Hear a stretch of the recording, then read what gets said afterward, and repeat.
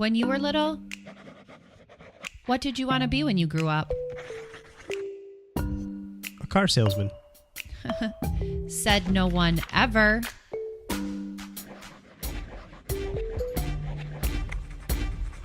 I'm Patrick Hennessy, and this is the Be Less Typical in Car Sales podcast, a real-life account of the car business that breaks the perception of what it's like to be a car sales professional.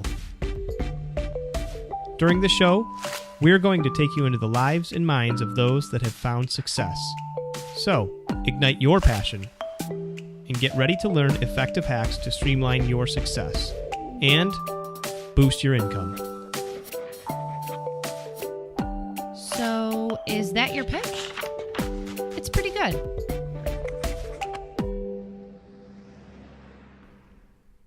Previously on Be Less Typical, Amy, an internet car sales professional, explained how she leveraged customer reviews and Facebook to share her brand of sunshine with her friends and customers.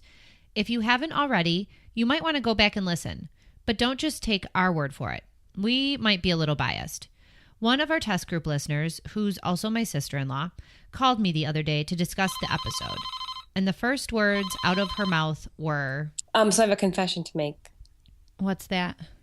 She tells me that she shared our sneak peek recording with a friend of hers to get a second opinion, and they decided to try out a piece of advice that Amy gave on the last episode, and this is what happened. Had an award that I recently won that I didn't want to toot my own horn or put it out there as, hey, look at me, I won this award, but what Amy said about her award and how she shared it with her clients and tagged them all and tagged all of the people that helped her get that, I thought was really awesome. And so I did it. I posted, instead of just on my business page, posted on my personal page and tagged all the clients I'm friends with and also my friends and family, and had more likes and more interaction with that post than I did when our baby was born last November. That's awesome. So way to go, because I think you're going to have a bigger following and you're going to reach a larger crowd than just your car people. It worked. Yay. That's awesome.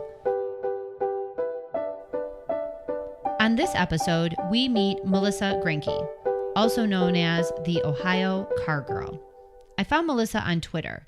She came up in my people to follow recommendations.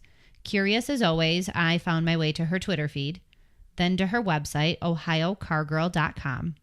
I read her blog, visited her Facebook page, and last but certainly not least, I ended up on her YouTube channel, where I found many videos, one of which is titled, What to Expect When You Visit Me at Spitzer Motor City. Of course, I had to watch. Thank you for scheduling a visit with me. In order to save you time when you get here, I'm going to do a few things to prepare for your visit. Here's a quick preview.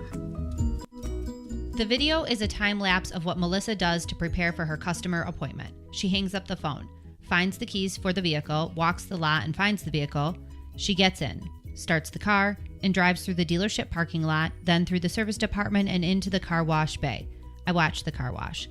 Once the car is clean, she drives out of the service department and backs the vehicle into a spot at the front of the dealership. She hangs a tag on the rear view mirror noting reserved for you, and then she gets out. Thank you for watching. When you arrive, you can be sure I'll have your vehicle cleaned up, washed, and parked in front waiting for you. I can't wait to meet you. If you have any questions at all, please call me, 330-348-4323. And if you do need to adjust that time, please let me know so that way I can make sure I'm available for another guest. Thank you so much, and I look forward to meeting you. Wow. Melissa's friendly face, sweet voice, and demeanor had me wondering, how does this girl do it? It seems like she's everywhere. By the time I made it back to my Twitter feed, Melissa has mentioned me in a tweet. And later in the day, when I check my email, once again, I find Melissa in a follow-up email from her YouTube station, telling me to check out other videos she's created. Intuitively, we reached out, and after a short conversation about our show and our goal to break misconceptions about being a salesperson in the car business, Melissa agreed to be a guest and share her secret sauce. When Melissa was a little girl, she wanted to be a veterinarian because she loved animals. Melissa didn't end up a veterinarian, though. Today, she is a successful car salesperson. However, she did have a professional career before getting into car sales. So, let's begin there. In her former career, Melissa was the director of development for a nonprofit organization. She was in charge of direct target and campaign fundraising. However, after some family changes, she decided that the responsibility and proximity of her job to home wasn't the right fit anymore. So she decided to look for a new job. The requirement? The job must be close to home. She gets hired into what she considers an entry-level position at a car dealership near her home. This is approximately 2010. Her new job title? Internet Manager, and as she describes it, an appointment setter. I was an internet manager technically, so I was an appointment setter. I would take all of the incoming internet leads. I was at a Chevy store that was getting about 300 plus leads a month, and I would do all the calls and follow up with them. And then when they come in, they would ask for me, and I would introduce them to a salesperson and then turn them over. Within 6 months, Melissa's way of doing business and her results get noticed by the owner. And she wanted to provide a good car buying experience. She wanted to make it, no pressure for the customer and make sure that they had the information they needed. And myself coming into the business with no background in the car business whatsoever, naturally that's what I did because I just treated people how I would want to be treated, And so I think that kind of got her attention. And she said, I like your approach of how you're doing things. And I think that you could expand and teach other people to do this for the whole organization. So this internet manager role leads to an opportunity to create a business development center, or BDC as it's known in the dealership world, for the entire auto group. Not a small undertaking in a 15-store organization. And she earns respect in that role by increasing closing ratios by approximately 10%. And after that, Melissa transitions into a sales manager role, all of which lead her back into her current position. Today, Melissa is in internet sales, and I wondered, what was the allure that brought her back into sales? Why was a sales position more fulfilling than a management role? Where I made that transition back because I enjoyed working internet and I liked talking to people and reaching out. And, I'm fairly tech savvy, so it was an advantage to me to be able to send out videos and have, texting and include different ways to communicate with people. But I also enjoyed being in front of them face to face and helping them go through the process and, giving them options. And a big part of what I had done from the beginning was to try to give people as much information as I could to help them make the right decision. And so if that's your goal, then, the most fulfilling part of that is face to face with them and helping them actually find the right car. And she deems herself lucky because she works for a dealership that she describes as progressive. And I would have to agree. The dealership and Melissa are doing business in a somewhat untraditional way, less typical, if you will. Melissa describes what a progressive dealership means to her. To me, progressive is, you post the pricing up front, you answer questions, you give people the information, and, if they leave without buying, obviously you still want to try to close that customer. You're going to ask them questions and make sure that you've explored every opportunity, but that they still leave happy and feeling like they had a good experience so that you have a chance to get them back if they end up, down the road deciding that that's the car that they want to go with. Melissa goes on to describe how this progressive, transparent way of doing business impacts the customer experience. She tells me about a customer she's been working with for the past week, a customer who, in my experience, may have been blown off by other salespeople. It's very easy to give up. And if you just stick with people, I had a lady who came in this week on Monday who was looking at a Patriot. Her dream car was a Jeep, but she was on a very limited income. She had had an accident about a year ago, and she had to get a monthly payment of like $150. And the Patriot lease is our best lease, and it just still wasn't. We were like at $220. And so she ended up, we talked through it, and she said, I just don't think I can do it. I'm going to talk to my kids and whatever. And I just kept in touch with her all week.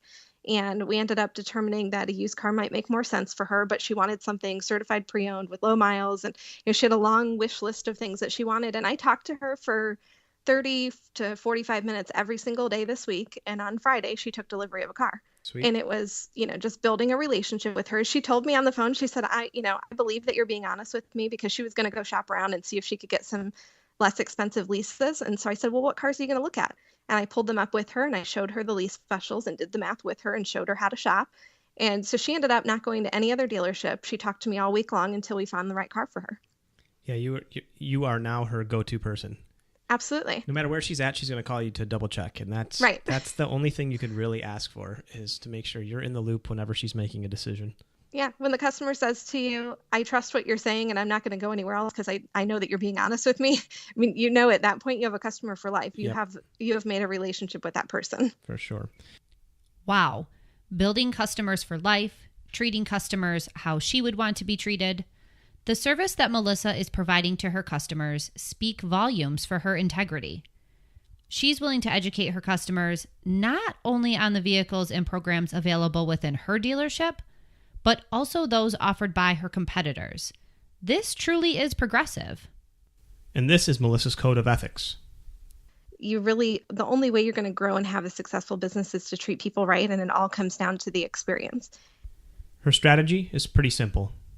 I don't think you can force anybody to do anything. I think that you can provide them with a really good experience, try to show them that you're genuine, give them the information that they need, suggest maybe some different ideas they hadn't considered. And then at the end of the day, if you give them a really great experience and you help them solve their problem, you have a good chance that you'll sell them something.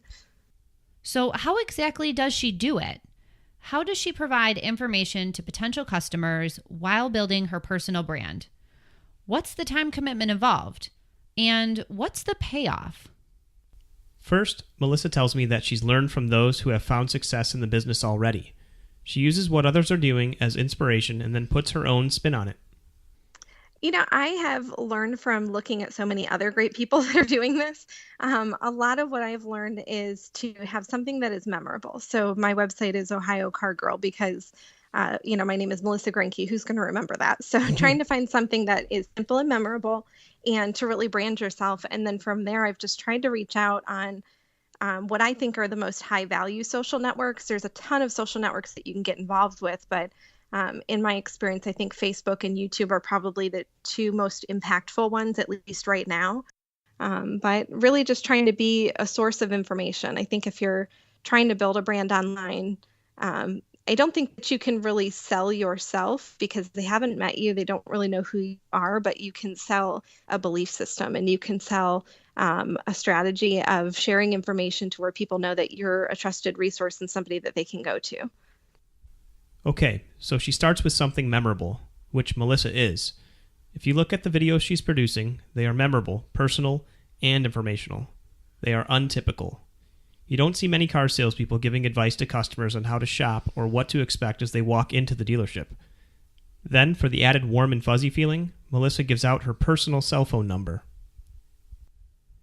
Essentially, Melissa is building rapport through video. Most of her videos start with a quick intro.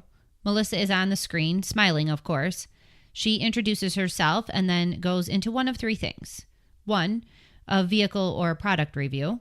Or 2, an overview of a feature within the vehicle and its functionality.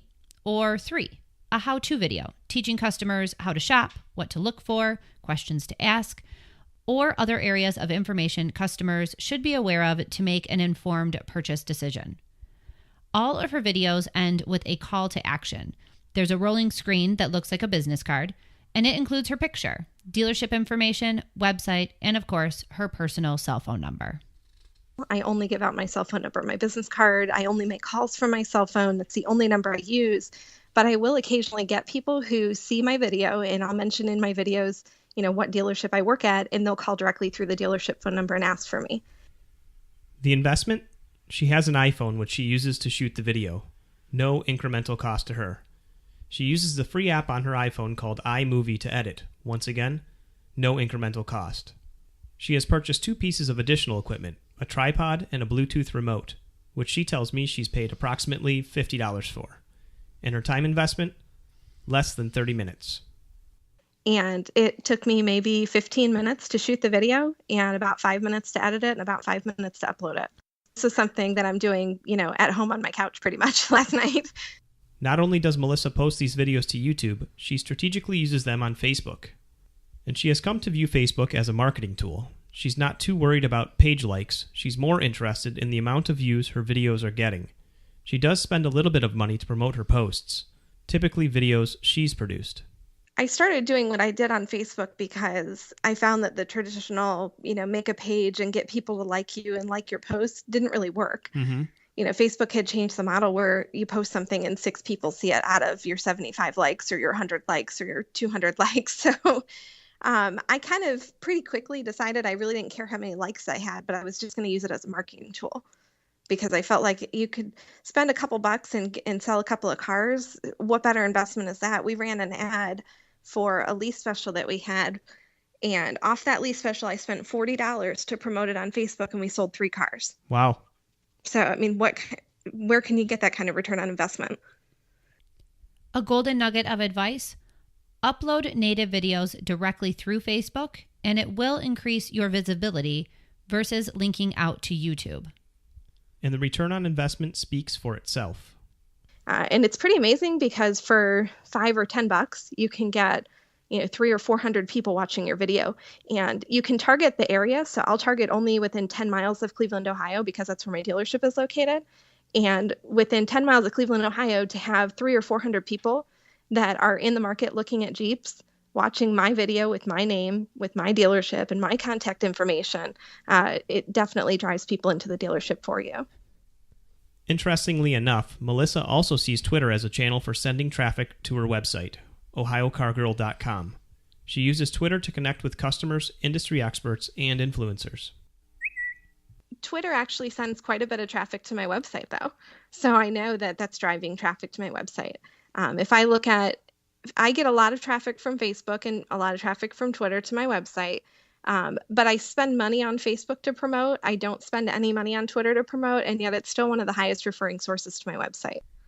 So Melissa spends the majority of her effort on YouTube and Facebook, but she also uses Twitter, and she has her own website, and she blogs. And her ultimate goal for doing all of this? I want people to know who I am. If they know who I am and they know how to find me, I have a chance to sell them something. And if I have a chance to sell something to lots and lots of people, at the end of the day, that's better resources for my family and for me to live the life that I want. If I'm giving you a video telling you how to calculate what your payment should be, or a blog post telling you, whether or not you should finance at a credit union, where I'm actually being, independent and giving you pros and cons of the situation, then I think for somebody who stumbles upon me online, they're going to see that I'm somebody that truly is vested in making sure they have the right information to make a good decision.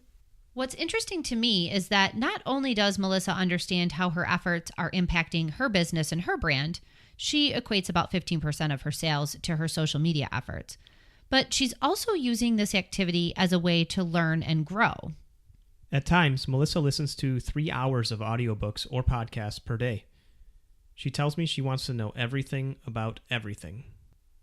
Are you kidding me? When does a mom who is also in car sales have time for that? She tells me she listens in the car or while she's getting ready for work. This girl is committed to growth, and she's willing to share what she's learning and her insights with other salespeople in the dealership. This surprises me a little bit. Chefs don't share their secret recipes, so why is Melissa willing to share her secret sauce? If I'm doing everything I can to get my name out and I have 15 other people doing the same thing, the net result is going to be more results for the store, which means we have more money that we can invest in growing the store even more. Clearly, Melissa is a team player. She has what I like to call a give, give, give mentality. She's willing to share what she's learned with others, customers, and coworkers, because she ultimately wants to help her dealership grow and create customers for life.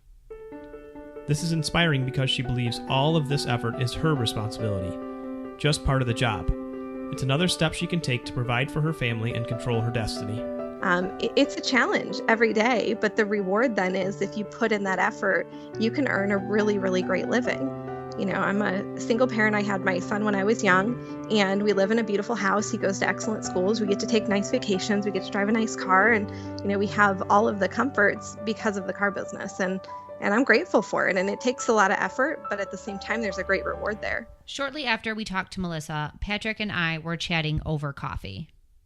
The biggest thing I've heard people say, and I know that is most important when someone's new, is for them to learn the product so they can feel confident and comfortable with customers, with the multitude of questions they can get.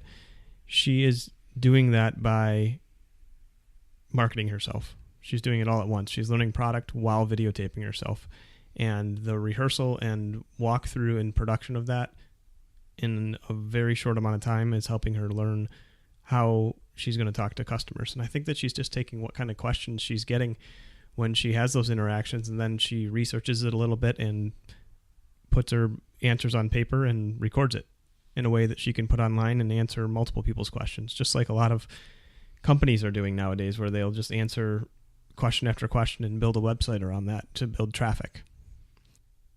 So the golden nugget of advice from Melissa is that you can be the creator of your own destiny. You can take control of learning product knowledge while at the same time promoting your personal brand and helping customers find the answers to questions they're searching for. I think that's the main takeaway. I don't think that you're going to walk in to any dealership as a newbie, and 99% of the stores out there aren't going to give you a training platform that says, here's the best way you're going to be able to market yourself. You're going to fall right into step with what has always been done. And it's not until the management or ownership sees someone succeed on their own, going rogue almost, like Melissa did. Within reason. Within reason. I mean, she takes the car home at night and she does her thing in her driveway for 15 minutes and then posts it up on YouTube, and all of a sudden she's got a little buzz around her. And that's when they'll start realizing that, oh, there's something good going on here. They're not going to tell you to go do that, though. And all of this will result in you being a more confident, successful salesperson. A special thank you to Melissa Granke, the Ohio car girl of Spitzer Auto Group, for being a guest on the show, and to Rachel for sharing her social media success. Our theme song is by the mysterious BreakMaster Cylinder. And a special thank you to Patrick for creatively collaborating with me, even when he didn't want to, and was keeping his hands over his ears while I was trying to collaborate. If you or anyone you know are conducting car sales in a less typical way, please reach out to us. We want to hear your story, and there's a chance you could be featured on an upcoming show. Message us on Facebook or Twitter at BeLessTypical, or on our website, belesstypical.com. And don't forget to subscribe in iTunes. What do I say when what's the past tense of tweet? Tweeted? I don't know.